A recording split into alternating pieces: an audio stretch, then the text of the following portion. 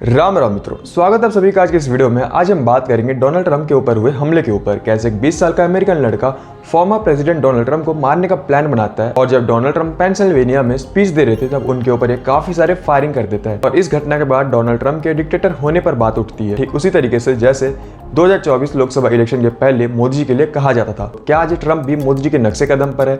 और हो क्या रहा है आज अमेरिका में, जो कि मजबूर कर देता है एक 20 साल के लड़के को गन उठाने पर? और आखिरकार ये प्रोजेक्ट 2025 है क्या भला, जिसे आज काफी सारे अमेरिकन सपोर्ट कर रहे हैं?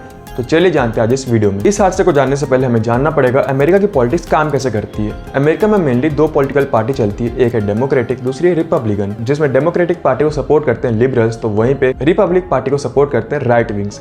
अब जरूरी नहीं राइट विंग्स हर नेशन में, हर कंट्री में एक जैसे हो, ये कंट्री टू कंट्री डिफर करते हैं। जरूरी नहीं कि जो राइट विंग भारत में पाए जाते हैं वैसे वो अमेरिका में भी होते होंगे। तो वहीं लेफ्ट विंग यानी लिबरल्स कहने के लिए तो ये भी नेशनलिस्ट और इक्वलिटी पे बिलीव करते हैं, बट इनकी इक्वलिटी तब तक रहती है जब तक वो इनके प्रॉफिट में हो। जब इनके अगेंस्ट में बात जाती है तब रूल एंड रेगुलेशन ये अपने मन मुताबिक चेंज कर लेते हैं। अमेरिका के करंट प्रेसिडेंट जो बाइडेन यहाँ पर डेमोक्रेटिक पार्टी से आते हैं, तो वहीं पर ट्रंप रिपब्लिकन पार्टी से हैं। डोनाल्ड ट्रंप जो कि पावर में दोबारा आकर अमेरिका के गोल्डन एरा को फिर से लाना चाहते हैं, अमेरिका को ग्रेट अमेरिका बनाना चाहते हैं। बेसिकली यहाँ पर जो बाइडेन के रूलिंग पीरियड में अमेरिका ने अपने सबसे बुरे वक्त को देखा है। आज के टाइम पर अमेरिका में किसी का मर्डर कर देना एक आम सी बात हो चुकी है। आज के समय पर अमेरिका में क्राइम के केसेस बढ़ते जा रहे हैं। अमेरिका में आज ये रूल है कि कोई भी पर्सन एक पर्टिकुलर टाइम में $900 तक की चोरी कर सकता है और उसके ऊपर कोई भी केस नहीं होगा। यहाँ तक कि शॉपकीपर उसको पकड़ नहीं सकता, उसके ऊपर कुछ कार्रवाई नहीं कर सकता, सिर्फ उसकी रिकॉर्डिंग कर सकता है। और यहाँ पर पुलिस भी उसे अरेस्ट नहीं करने वाली। इन सब चीज़ों के कारण आज अमेरिका में ड्रग्स कल्चर बढ़ते जा रहा है। वहाँ की यूथ्स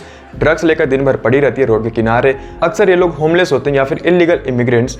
ऐसे आज अमेरिका के काफ़ी सारे सिटीज़ है जो कि बर्बाद हो चुकी है इन ड्रग्स एडिक्ट्स के लोगों के कारण। ये जितने भी ड्रग एडिक्ट लोग रहते हैं ये किसी भी बिल्डिंग के सामने, किसी भी शॉप के सामने अपनी टेंट लगाकर बैठ जाते हैं और पूरी ज़िंदगी वहीं पर गुजारते हैं। इनके ऊपर शॉपकीपर, बिल्डिंग वाले कुछ कर नहीं सकते हैं, यहाँ तक कि पुलिस भी इन्हें सपोर्ट करती है। तो बेसिकली यहाँ पर ट्रंप अपने पावर में आकर इन सब चीज़ों को रोकना चाहते हैं। अब यहाँ पर अमेरिका में इलेक्शन के पहले दो अपोजिशन पार्टीज के लीडर जो कि उम्मीदवार खड़े हैं प्रेसिडेंट पद के लिए, उनके बीच डिबेट कराई जाती है। मेनली ये डिबेट 3 फेजेस में होते हैं या फिर 3 बार होते हैं। तो इस डिबेट में जिसकी जीत होती है तो माना जाता है उसके जीतने के चांसेस हो जाते हैं और लोग उसे वोट देते हैं। तो इस बार के डिबेट में ट्रंप ने जो बाइडेन को बहुत अच्छे तरीके से धो दिया।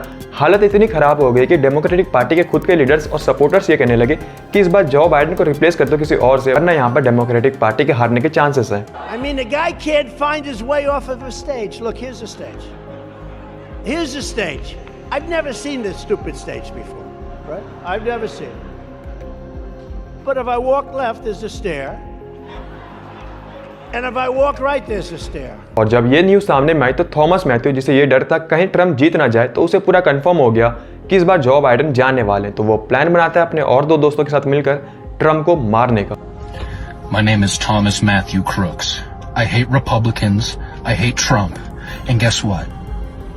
You got the wrong guy. 13 जुलाई को जब ट्रंप पेंसिल्वेनिया में स्पीच दे रहे थे इलीगल इमिग्रेंट्स के ऊपर ही, तब थॉमस मैथ्यू एक ग्लास मेकिंग फैक्ट्री के टेरिस्ट पे जाकर उनके ऊपर काफी राउंड फायर कर देता है, जिसमें गोली उनके सर को छूते हुए निकलती है, जिसमें उनके कान डैमेज हो जाते हैं। कुछ इंच की और देरी थी और उस दिन कुछ बड़े हादसे भी हो सकते थे। इस इंसिडेंट के पहले ये बात उठ चुकी थी कि डोनाल्ड ट्रंप के ऊपर हो सकता है कुछ हमले हो। यहाँ तक कि पुलिस ने भी सीक्रेट सर्विस को इन्फॉर्म किया था कि डोनाल्ड ट्रंप के ऊपर हमले हो सकते हैं। यहाँ तक कि कुछ लोग जो कि उस स्पीच को अटेंड करने आए थे उन्होंने भी कंप्लेन किया था कि कुछ ऐसे लोग घूम रहे हैं यहाँ पर जो कि नॉर्मल नहीं है। बट उस दिन उनके ऊपर कुछ एक्शन नहीं लिया गया और नतीजा लोगों के सामने था। ये इंसिडेंट पहली बार नहीं है, अमेरिका के हिस्ट्री में ऐसी 7 बार कोशिशें हो चुकी है अमेरिका के प्रेसिडेंट को मारने की, जिसमें 3 प्रेसिडेंट घायल हुए और 4 की डेथ हो गई। यहाँ पर एलन मस्क भी सामने में आकर यह कहते हैं कि उनके ऊपर भी ऐसे जानलेवा हमला हो चुका है कुछ महीनों के अंदर। इस इंसिडेंट के बाद जब एलन मस्क ने ट्विटर पर लोगों से सवाल पूछा इस इवेंट से रिलेटेड, तब लोगों ने काफी ट्रोल किया सीक्रेट सर्विस को कि कैसे कोई व्यक्ति प्रोटेक्टेड एरिया के पास आकर ओपनली टेरिस्ट पे जाकर फायरिंग कर सकता है। अमेरिका में आज ऐसे इंसिडेंट का होना, 20 साल का थॉमस मैथ्यू के ऐसे हरकतों करना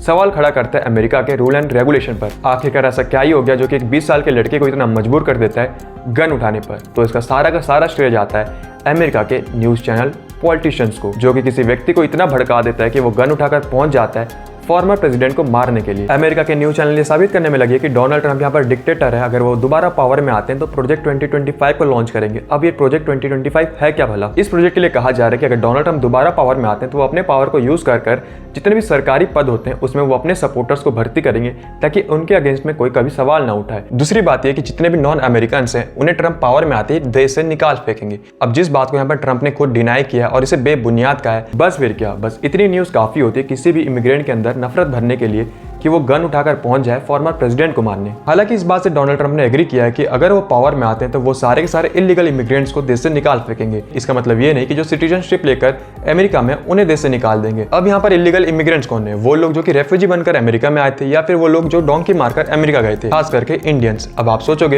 ये तो इंडियंस के अगेंस्ट में हुआ, बट ऐसा नहीं है। आज के समय पर जो लोग डोंकी मारकर अमेरिका पहुंचते हैं, इन लोगों की वजह से जो जेन्युइन इंडियन है, अगर वो वीजा लगाकर घूमने के लिए या फिर स्टडी के लिए बाहर जाता है, फॉरेन जाता है, और खास करके अगर वो अमेरिका के किसी आसपास के नेशन में जाता है तो उसे इस नजर से देखा जाता है ये पक्का इंडियन जो है हमारे देश से डोंकी मारेगा अमेरिका में, और उसके साथ मिसबिहेव किया जाता है। तो अगर यहाँ पर डोनाल्ड ट्रंप इस प्रोसेस को ही रोक देते हैं तो यहाँ पर भलाई होगा इंडियंस का ही। आज के समय पर अमेरिका के न्यूज चैनल पॉलिटिशियंस इस बात को जस्टिफाई करने में लगे कि उनके ऊपर जो हमले हुए हैं इट्स ओके, वो होते रहता है। वहाँ के न्यूज चैनल लोगों को प्रवोक करते हैं, उन्हें भड़काते हैं कि तुम घरों से निकलो और प्रोटेस्ट करो।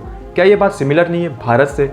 2024 लोकसभा इलेक्शन के पहले भी भारत में ऐसे ही कुछ बातें तो उठाए गए थे। मोदी जी का डिक्टेटर होना, उनके खिलाफ प्रदर्शन करना, यहाँ पर भी मोदी जी के ऊपर हमले होते हैं, चाहे वो उनके स्पीच में बम का फटना या फिर उनके गाड़ियों को रोक देना। हमारे देश में भी ऐसे काफी सारे लीडर सामने में आए जो कि मोदी जी के ऊपर हुए हमले को जस्टिफाई कर रहे थे, उसे सही ठहरा रहे थे, उन्हें जबकि करना चाहिए था निंदा। हमारे देश में भी पॉलिटिशियंस, कुछ न्यूज चैनल, यहाँ तक कि कुछ यूट्यूबर भी लोगों को प्रवोक कर रहे थे। यानी आज अमेरिका में हो रहे सारे इंसिडेंट सिमिलर है भारत से ही, और ये सारे इवेंट्स होते रहे तो इन सब चीजों को फंड कौन करता है? George Soros. अब ये जॉर्ज सोरोस है कौन?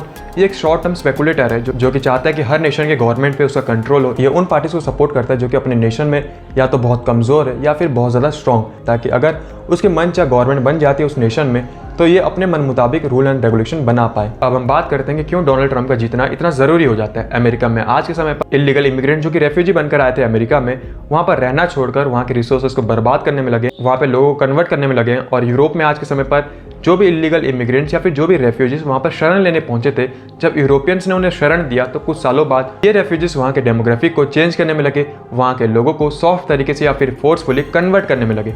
और जब वहाँ की गवर्नमेंट इस चीज को रोकने के लिए आई तो ये लोग यूरोप की सिटीज को आग में झोंक दी। अब यूरोप, अमेरिका ये तो क्रिश्चियन कंट्रीज है, अगर ये किसी इस्लामिक कंट्री में भी जाते हैं और वो कंट्री अगर डेमोक्रेसी को फॉलो करता है तो ये रेफ्यूजीज पूरी कोशिश करते हैं वहाँ की डेमोक्रेसी को चेंज करने के लिए। जैसे कि एक बढ़िया एग्जाम्पल दूं, टर्की भले एक इस्लामिक कंट्री है बट वो फॉलो करते हैं डेमोक्रेसी को। वहाँ पर ये रेफ्यूजी शरण लेने पहुंचे, रोग आकर किसी तरीके से शरण ले लिया, उन लोगों ने इन्हें रहने दे दिया और उसके बाद इन्होंने क्या किया, वहाँ के लोगों को ही कन्वर्ट करने में लगे कि ये लोग यहीं पे नहीं रुकते, लड़कियों को टारगेट करना, इस लेवल तक गिर जाना कि छोटे छोटे बच्चों को नहीं छोड़ना। तो यहाँ पर अमेरिका दुनिया का सबसे बड़ा पावरफुल नेशन है।